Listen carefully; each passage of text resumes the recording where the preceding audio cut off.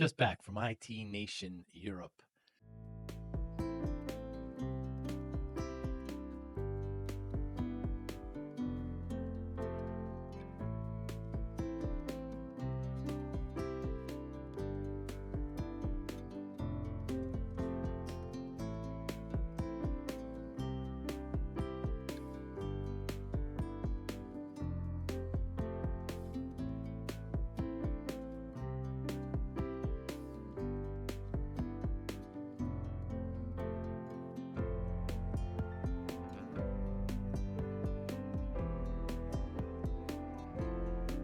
What a fantastic event. It was in London, United Kingdom.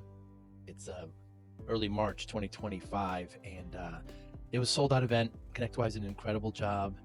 So many partners, so interesting to hear different perspectives and different kind of ways on how MSPs are operating in Europe. Still have the same problems, but just a little bit of a twist. But I ended up doing 10 conversations, interviews, podcasts. There was 2 other podcasters there. It was just a great event. My first conversation with Paul Croker, another podcaster, really fascinating gentleman. I'm so glad we met. Sean Lardo was next, of course, with his recent promotions and everything he's doing with IT Nation. Always love catching up with Sean and talking about IT Nation and Pitch It. Heather Alford, oh my goodness, what a great conversation with Heather. She is somebody you're going to get to know and somebody you're going to really like. Paul McNeil has been at ConnectWise for a while. He's from Australia. Interesting transformation from MSP to a vendor to now with ConnectWise. James Grant, fascinating gentleman there in the UK with Vodafone. Dan Scott, the MC of the entire event. They're heading up Europe of IT Nation. Really lots of energy. Great MC. Really made everybody feel at home. Patrick Beggs, of course, the CISO, ConnectWise. Always interesting to peek into security and into his life. Peter Kajawa runs all of IT Nation and the many plates he's now spinning and why he likes wine so much. Mikhail Stefanko, fascinating MSP from Slovakia. Fascinating man and what his issues are there. And I can't wait to see what happens with him. And then I finished out with episode number 600 with my good friend Austin Clark from Scotland. And we talk about his MSP and his challenges. Great event there in London. Manny Ravello was there, a lot of the keynotes, a lot of information and time well spent with partners, with vendors, and with MSPs there in London. Hi, I'm Joey Pinz, and here's my 45-second introduction. After starting my business in the 90s, I started developing poor habits of eating in my diet because of working way too much. I found myself at 340 pounds. The doctor told me if I don't lose the weight, I'm not going to see my daughter graduate. I took the next 7 months, lost 130 pounds. People ask me, how'd you do it? What's the secret? I need to lose weight. How'd you do it? How did I lose the weight? Just one word, discipline. I've had other successes in life, and I attribute them all to discipline. Now, I'm not the king of discipline, but I believe that it can help all of us. Friends convinced me to start a podcast. The podcast mission? How do we better ourselves and society? I talk to interesting people in health, fitness, sport, wellness, business, technology, science, art and culture. And I eventually ask them how discipline plays a role in their life. Podcast vision, growth through learning from others. Okay, so I'm gonna ask for the terrible task of trying to explain cricket to somebody from the West. It looks great. It looks fun. I just don't understand it. I don't. So there's 2 bases, and you go back and forth. Correct. Correct. And there's everybody bats. Yes, 1 to 11. 1 to 11. And how many innings are there? So it depends. So there's different types of cricket. So I run a team playing on the Thursday evening. We play T20 cricket, which is 20 overs. So batsmen get, we play a retired, get to a score and you can retire to make it more inclusive. And then bowling, you're only allowed to bowl 4 overs. But that's generally, I bat 11 or 10 because I open the bowling. So I let the better people come in way before me. So bowling is the one who pitches the bowling. Correct. And do you do that? That's what I do, yeah. Being 6'5", it sort of plays to my advantage a little bit being tall. Really? Yeah, you are a tall guy. And you can't bend the elbow? No, it's straight up. So straight arm. When you release the ball, over your head. So you can bend it into it. But yeah, I have a run up just to get a bit of momentum going. I say. Once upon a time when you were young and fit, you could be bit faster. The older you get, it's more about accuracy and just using my height. Do you want to connect with business leaders and engage consumers who take action? The Joey Pinz podcast delivers high-impact conversations to an audience of decision makers, entrepreneurs, and professionals across multiple industries. A fast-growing audience of highly engaged listeners, both B2B and B2C. Millions of listens and views across YouTube, Apple Podcasts, and Spotify. Brands that sponsor us see real engagement, conversations, and brand loyalty. Whether you're looking to sell a service, promote a product, or establish thought leadership, our sponsorships offer premium ad placements, exclusive episode sponsorships, full season branding, and event partnerships. Don't just advertise, become part of the conversation. Visit us at joeypins.com/sponsor to get started, or email us at sales@joeypins.com. Joey Pinz Podcast, where thought leaders, brands connect. But don't some matches go for days? We do have like a 5-day test. So yeah, when you get 2 innings, so you sort of try and bat for as long as you can and get as many runs, and hope, sometimes declaring. So if not everyone's out, or you can go really quickly. England have had their moments recently when they've all been bowled out pretty quickly, because we play quite an aggressive attacking type of cricket, where the old days it was very much stay there for as long as you can. And what made that shift? I think just TV. India did a fantastic job of really promoting cricket. The IPL is huge now, so we've got a lot of franchises, so a bit like the American setup, and we've adopted that in different forms. We have like the 100 and various other types of things. But yeah, it's all sorts of different types of cricket. But I think the older you get, it's still nice to play team sports, and cricket is definitely one of them you can play across the ages. In my team, I've got young, very good sports guys, generally sons of some of the team members. My stepson plays in my team. He's great. If I have him somewhere behind me, so if the ball goes past me, he generally can get there to collect it. Nice. Because the really famous Indian cricket player is like #1 on Instagram.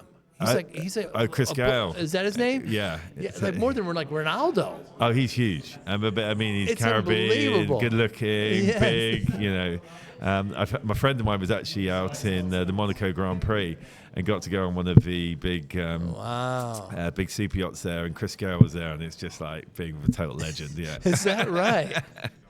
It looks really fun, and the field, the pitch is circular. Yeah, that's correct. So it's famous ground. One of the famous grounds in England is called the Oval. But yeah, so it's a circular pitch. Sometimes you have like a square outside of the wicket. So the wicket is where you bowl and you bat and you do your running. That's right. And then you have different times of the game when the fielders come in, just so you give it a bit more chance to get some more runs.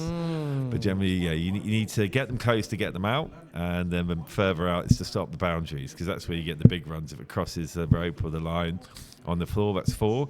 If you clear it, just like in baseball, and goes over the rope and out, that's a 6. That's a 6. So people like Chris Gale hit a lot of them, hence why they're famous. And the bat is flat at one end and round at the other. Correct. Yeah.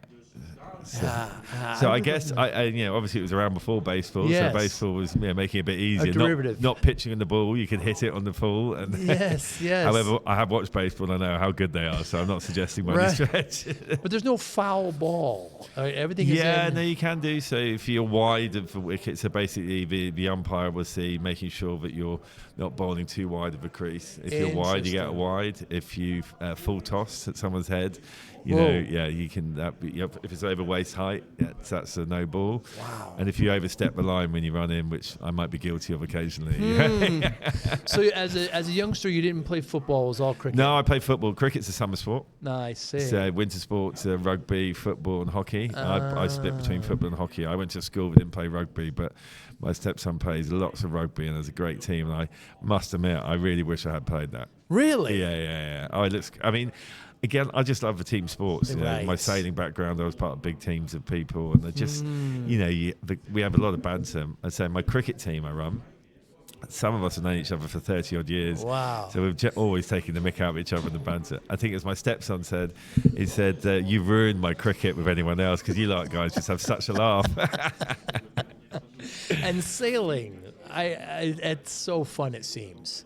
Oh, it's wonderful. I was very lucky. I grew up in a place called Hayling Island. So obviously island surrounded by the water.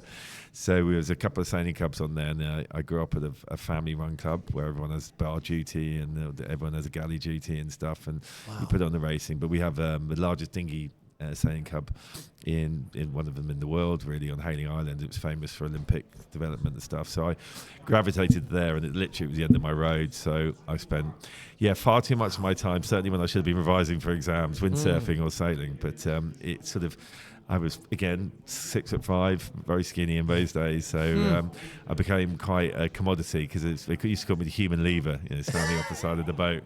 So, I managed to do it as a great pastime. Met some of my best friends through the sport, and my family, we all did it, and multiple generations. And then I was lucky enough for it to become a job for many years. So, yeah.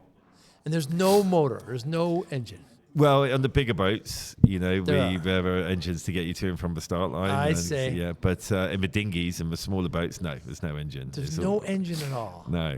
So you can't get anywhere that quickly. But right. It's although saying that, you obviously see the America's Cup boats and things now are on foils and lifting out the water, going a lot faster than the wind. So they generally get places very quickly. But one relies on the motor if you're going to the pub or the yacht club or the other side of the Solent, going for a nice lunch or a few drinks. That's what you do. Yeah.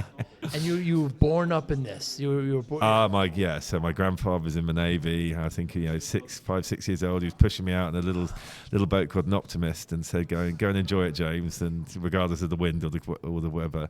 Wow. But my mother did it, my father did it, it's my uncle still does it very well now. So I was lucky enough to be certainly brought up around it. Amazing. And to say I had it as a job, it's actually how I got into IT. Really? Well, because my last big sailing program I ran was sponsored by one of the largest IT resellers in the UK at the time, and ultimately acquired by BT. So, we were part of the Volvo Ocean Race, and we did circuits all around Europe and the world. And part of my job was taking out their biggest clients. So I thought I'd better learn all about IT and managed services to be able to have compelling conversations with them and do my bit for the sponsors. So It was sort of it came to an end of a program, and I was offered other sailing jobs, but I like to always say that I wasn't the best on the boat, but I was the best at getting the best sailors around me. So applying that to my working principles, it stood me in good stead. And just because it doesn't have an engine doesn't mean there's lots of technology involved, right? No, quite the opposite. There's a lot of technology involved. So there's technology for a number of different things. So there's technology in the boat builds themselves, using the right carbons, the stiffness, but reducing the weight the whole time. With technology in the sails themselves, so constantly evolving from original, Dacron, very basic materials, to 3DL, where it's all molded around machines. So obviously the wings now you see where it's obviously working like an aeroplane, but the wrong way around. So technology for that, technology for your instruments. So how fast you're going, what the wind conditions are. And then technology in the hydraulic systems you use, so on winches, hydraulics and getting the boards up and down, and then so that's really where the technology comes into play the whole time. But constantly looking at the weather and how you can optimize the speed you're getting out the boat. I never got quite to the levels that we're at now in the America's Cup, but the amount of technology that was going into those boats is incredible. And there's still electricity on the boat, correct? So generally battery powered. But also what you're seeing a lot now is you saw from the hydraulic systems they're using in the last Cup, where originally it used to be on your arms, right? And now they're gone into your foot pedaling, and so they're all sitting underneath. So it looks like the America's Cup boat was only 3 heads either side and 4 heads either side, but then there's lots of people downstairs. Really? Yeah. So it can't. Oh, wow, it's just so fascinating to me. I don't know anything about both. And the Americans are very good at it. How come? Oracle was huge. That's right, Oracle. That's right. So they won the America's Cup. Larry Ellison won it a few times. Yeah. But it's gone back to the Kiwis, and then where Switzerland have won it. Switzerland. And now it's back to the Kiwis again. Wow. And so now it's, England did really well last time under Sir Ben Ainsley's stewardship. So they got to the final, which was a great shame. We weren't quite able to pit the Kiwis this time. But I certainly think he's got unfinished business there and would like to do it next time. And it's actually sailing off the coast of the U.S.?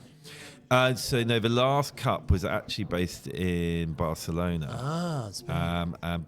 but Valencia have had it a number of times. I see. But generally, it used to be whoever won it, who would go to their country. See. So I think with when Oracle won it, it was in San Francisco by the Golden Gate. So Yes. and very iconic. I mean, it was Yes. amazing to watch as well because the boats were really big, and obviously having the Golden Gate Bridge in the background, it's just it's fantastic. So why is it called America's Cup? Well, interesting story. So it was 150 years ago. No, I did the America's Cup, so it was over 150 years ago. It was a race between the English and the Americans, and it was going to be called the Britannia Cup. But the Americans, and it's racing the wrong way round the Isle of Wight. So we say the wrong way round because the Isle of Wight race goes to the Needles anti-clockwise. But the original race was to go to St Helens first and go clockwise. And the Americans absolutely trounced us. So they've retained it had it for over 100 years. So it became the America's Cup. I see. Wow. You were just better than us. How's that possible? I mean, the English Navy is so renowned. I think, there's people like Lipton involved in tea, and they were pretty amazing boats. I mean, the history of it is fantastic. I did the America's Cup Jubilee in 2001, and they had lots of the America's Cup boats over time.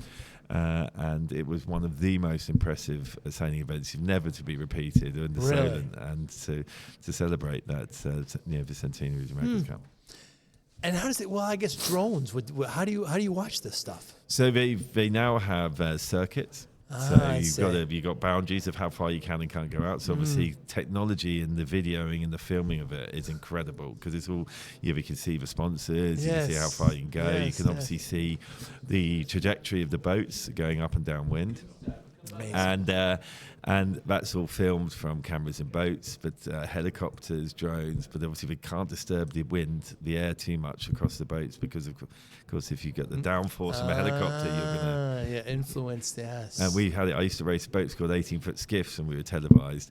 And I got caught under a helicopter once, and it's not very pretty. Unbelievable. So it actually affects the performance. Of course, it does. Yes, it does. Yeah. So we're here in London, James. It's IT Nation, Connect Europe. It's a great event. This is the first time you've been here. What's some of your goals here? So we're really good. So we're very excited with Vodafone. We created a new channel about 4 years ago. I'm looking to create a franchise or a network of local IT hubs. Through franchise, through acquisitions, through doing it ourselves. But part of the process, I was one of the original architects of it. And originally, it was just me in Vodafone, very secret squirrel, wasn't allowed to talk to anyone. But part of it was to introduce, the right strategic partners. So we went through a competitive tender, but I'd worked with ConnectWise previously in my MSP life.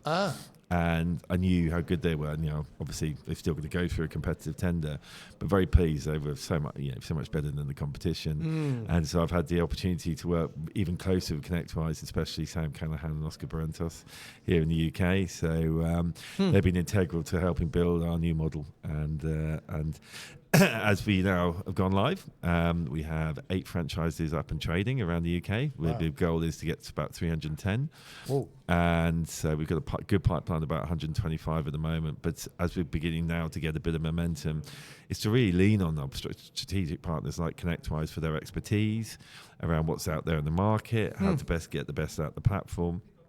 Because we'll be managing that all centrally for all the people we go, all the hubs themselves. So it's being able to use Vodafone's scale, but changing the model a lot for Vodafone, for a large corporate like Vodafone, is to be able to work with local businesses. So so they can be part of the business community, not centralising stuff, not going back to big call centres. Being able to really use the people locally to submerge themselves into the business community, having the local sales force, having the local technology and support teams in the hub was a real key for us, a differentiator of some of our competitors in the large corporate world. You keep on saying hub, meaning... So we call our businesses, they're called Vodafone Business IT Hubs. So the hub being that local business. So it's trying to be an MSP and more. So obviously Vodafone's core offerings around communication, so mobility and connectivity. We've got the second largest network in the UK for connection after BT. And we're the number one business mobile provider in the UK, but also hugely strong in the consumer space as well. We're over 1 billion £2 billion organisation, just about to go through a very exciting merger Wow. with Three. So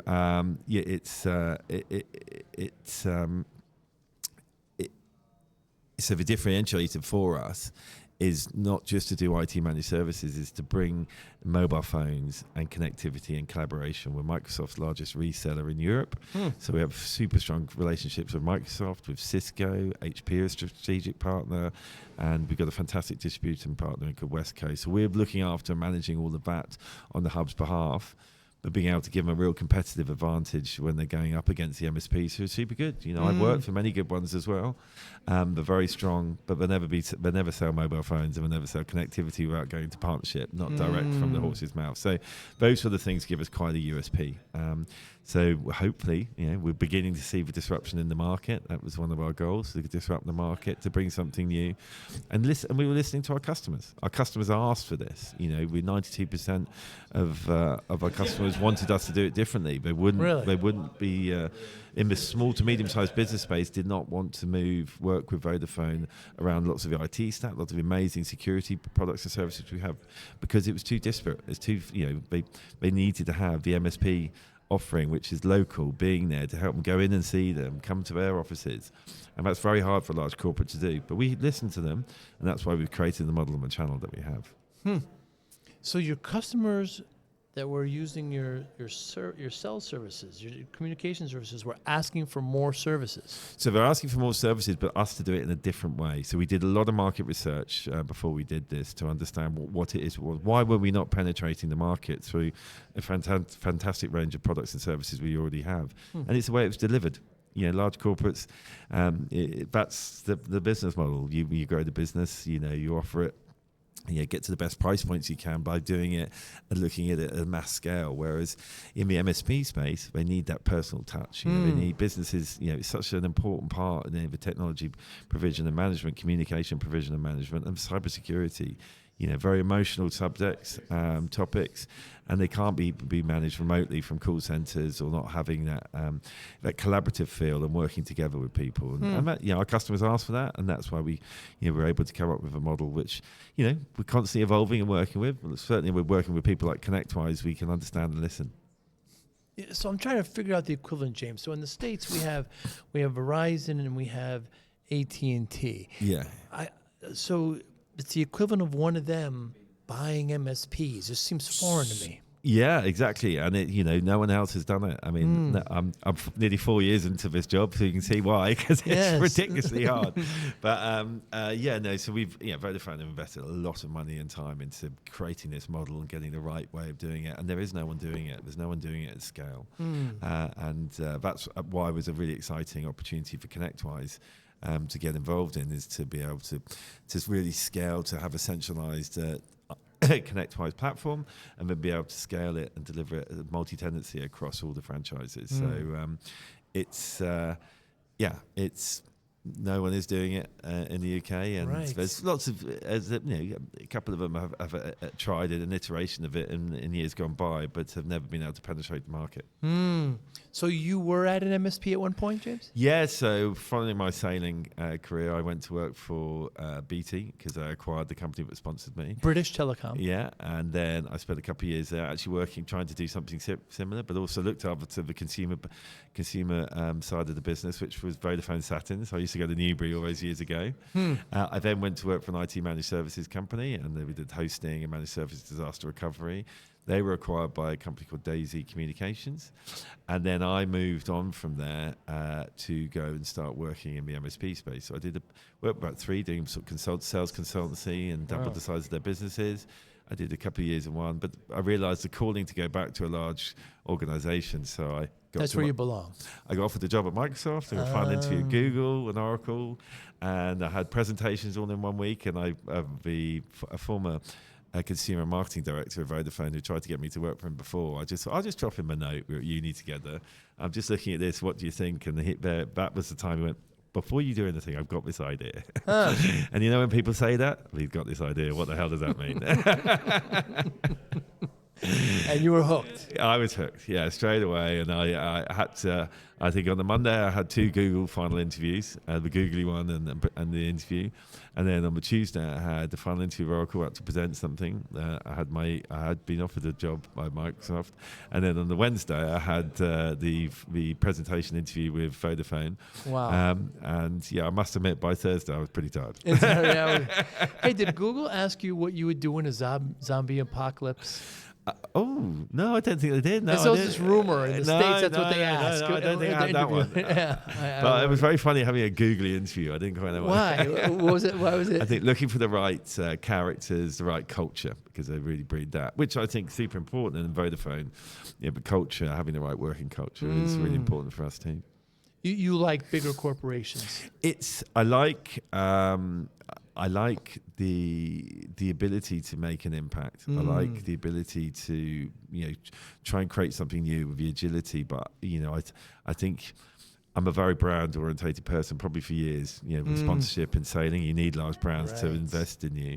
But to be able to do something different and new and be part of it from the beginning, and so I was lucky enough to be involved in the architecture, the introduction of the strategic partners, and create this new go-to-market strategy.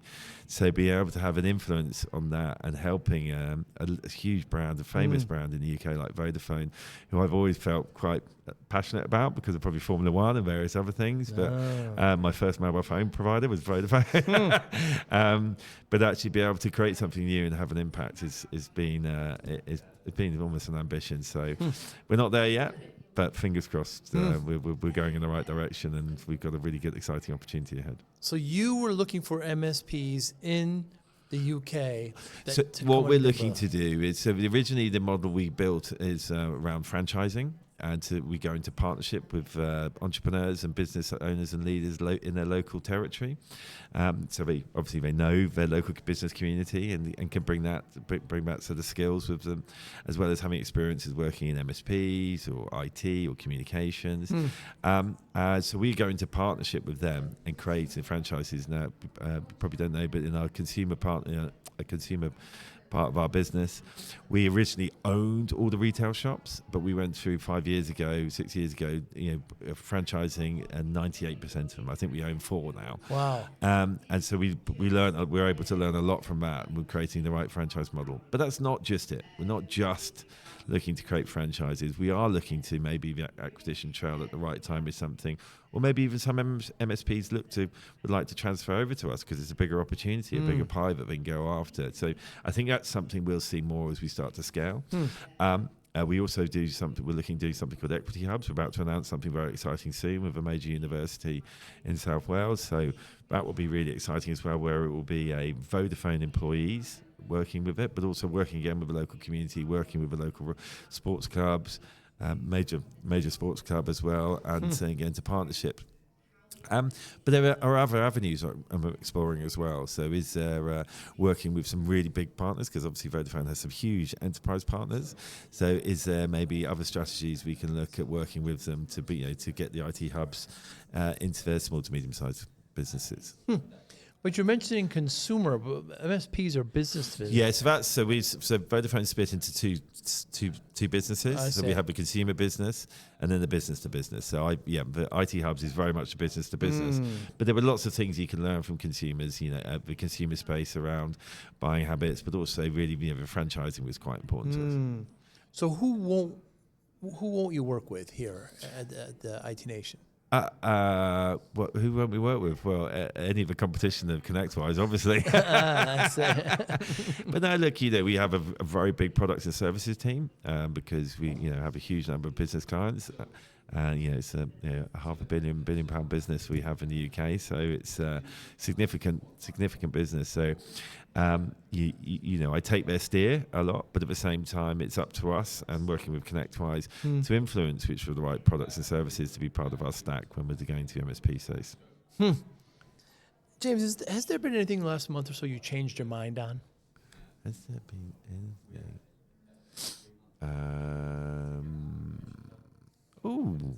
That's a really good question. I think I'm beginning to exercise a lot. I got quite big. Yes. And that's easy to do when you're commuting, working long hours. I'm massively passionate about the IT hubs.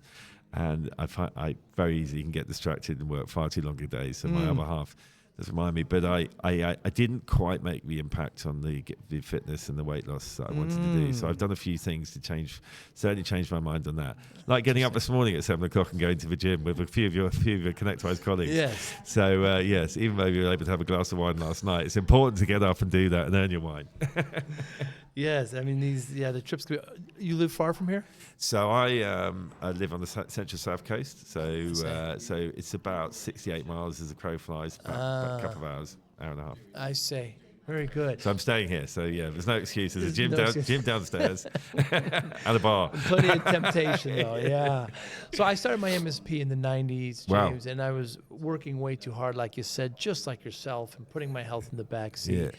I'm at the doctor, and I'm at 340 pounds. So I got that converted. I'm at 155 kilos. And she says to me, Yeah. She says, if you don't lose this weight, I was never that big, but I was just working too much. She said, if you don't lose this weight, you're not going to see your daughter graduate. Yeah. Scared the life out of me, Yeah. So I said, I'm going to make a change. Next 6-7 months, I lost 160 pounds, which is about 130 pounds, which is about 60 kilos. That's amazing. Yeah. And it took about 6-7 months, and you can't look at it as a finishing line. No. Lifelong changes, right? So when I tell people the story, James, they always say, what's your secret? And there's no secret. Discipline. That's how I lost it. Focus, willpower, routine. How does discipline play a role in your life, James? I mean, some people say at times it doesn't. But I think with discipline is, even at 50 years old, I'm still really keen to play sport. I'm lucky enough to still, I'm an ambassador of Musto clothing. And so which is wonderful because they're one of the biggest sailing brands of clothing. And so I'm still supported by them to do my sailing campaigns. I still have some ambitions to win a couple of world championships and national championships. So, but I won't be doing that if I'm not, doing my aerobics. I have a Peloton, which doesn't get used enough, but it gets used a fair amount. But I also love cricket, and I still. I'm going to start playing league cricket again, which I said I'd never do with my stepson. So I'll probably only end up half a season with him because the first team we're going to pick him anyway. So, but you can't do those things anymore. You can't rely on just getting up and still being able to do it. So I'm very disciplined when it comes to doing my yoga once a week, going to the gym and doing weights, and I'm just starting to really, really have that come back as more of an actual habit of doing it, which is the lifestyle change, right? Certainly. And maybe not having that chocolate bar packet crisp for the burger. Although I did manage to find a good burger last night. Yes, I heard there was some good around. Yeah. No, I mean, given your childhood, your parents or your father's in the military around. So both my grandparents were in the military. No, my father was an IBMer. And that's its own brand of military. Yeah. I think we're Hailing Island. It was the largest European operation. Was just at the top of the island. So half the island worked for IBM at one point. Isn't that something? Both my mother and my father came from military families, so there's definitely a bit of discipline in there. Yeah. So was it instilled as a child? I'm not sure. I think probably almost the opposite at times. They didn't want to have us go through what they did. But interesting. But no, I think to achieve in anything, whether it's sport or work, you need to have times to be disciplined, and there's no replication for hard work. I was lucky enough to have some amazing experiences in my sailing career, and still wish to have more. And obviously with an exciting venture like IT Hubs and supported by Vodafone, that hard work will definitely prevail in the end. James, what motivates you? Winning. Winning's always motivated me. Being the best I possibly can. I think at times I haven't. So that certainly motivates me to get better.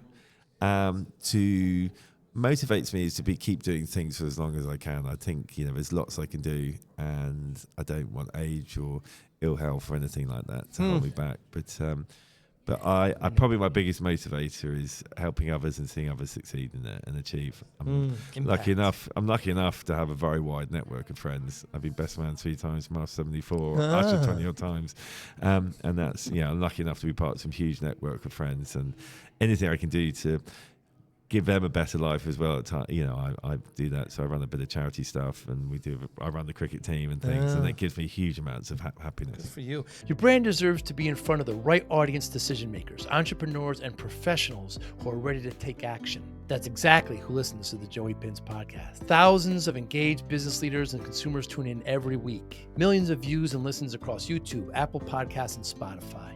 Sponsors see real impact, higher engagement, brand trust, and conversations.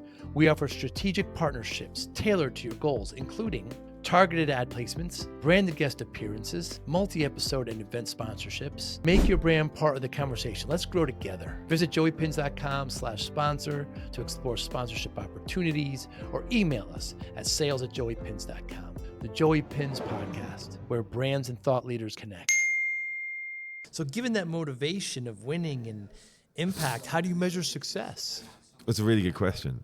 Measuring success. I think, measuring success is in sport is going out and giving it your best shot, creating an environment that people can flourish. And I think that's a good success. And I think that really replicates in what I want to achieve with Vodafone and IT hubs as well, is seeing as many of those hubs as possible up and running and doing well, giving them fulfilling their ambitions with their families and going on being a real success, and having played a small part in that, that will be super rewarding for me. Yeah, very, very cool. It's always nice when friends and colleagues excel and you just played a little bit of part in it. 100%. I get real happiness from that. But for me, I probably talked about it earlier on, but as I say, I wasn't necessarily the best sailor in the world by any stretch. I got lucky enough to sail with some amazing people who've gone on to sail America's Cups and all sorts. But I certainly was good enough to get the best sailors around me, and doing that, applying that principle work is just the most important. James, I thank you so much for your time today. Anybody listening or watching, how can they get in touch with you? So through my work email, james.grant5@vodafone.com, or I will be James Grant on LinkedIn, IT Hubs. Yeah, I connect with you on LinkedIn. We'll make sure to put, you said James.Grant. 5, the number 5. I was number 3 when I was a contractor, but I've never met Grant. 1, 2, or 4. I see. We'll make sure to put that on. James, thank you so much. Very nice to meet you. Thank you very much for your time. I enjoyed it a lot. Pleasure. Thank you for listening and or viewing Joey Pinz Discipline Conversations. Please share this episode with 1 or 2 of your friends who you think may benefit from the episode. Our website, www.joeypinz.com. There you'll find lots of resources, and you could join our mailing list. Please follow us on all our social media, Instagram, Twitter, and Facebook. Podcast information, the video version of our podcast is on YouTube. Please subscribe. Audio is on all major podcasting platforms. Please follow them. And if you like it, please consider giving 5-star rating. Would really appreciate that. Thank you again for listening or watching Joey Pinz Discipline Conversations.